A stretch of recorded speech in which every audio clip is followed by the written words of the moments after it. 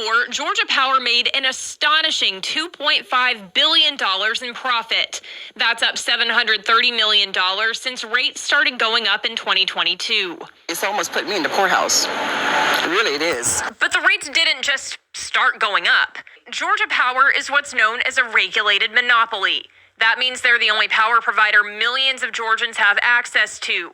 Because they're a monopoly and a private company, the state of Georgia has what's known as the Public Service Commission to oversee Georgia Power and protect their customers. In 2022, Georgia Power asked to increase their rates to cover infrastructure expenses and their rising costs.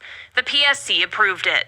What was the idea behind letting Georgia Power raise those residential rates? We waited till after the pandemic and we spread a rate increase out over 3 years. That was probably a mistake. We probably should have just did it all in one whack. We were trying to have mercy, but I think in some ways that backfired. Commissioner Tim Echols voted in favor of the rate increase that was followed by a 40% profit increase for Georgia Power.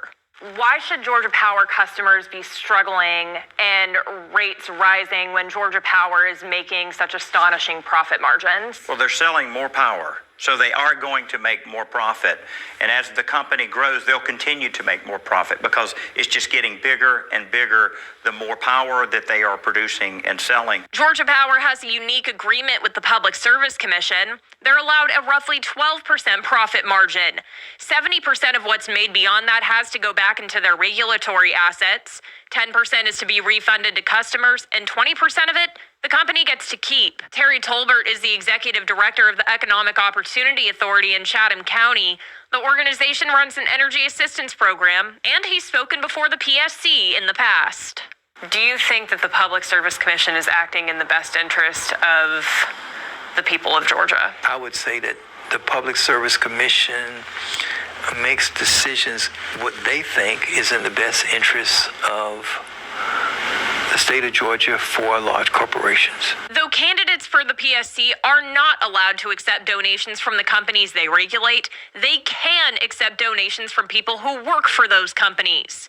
Campaign finance records show Echols received at least $30,000 from people associated with utility companies in the 2022 election cycle. Do you think it's appropriate to be taking donations from folks that work directly with the companies that you're tasked with regulating? You know, my first two elections, I didn't take any money from Georgia Power employees, their attorneys, but I was still criticized for taking solar money and money from companies that made batteries and other things. So I think I've resolved myself that I'm going to be criticized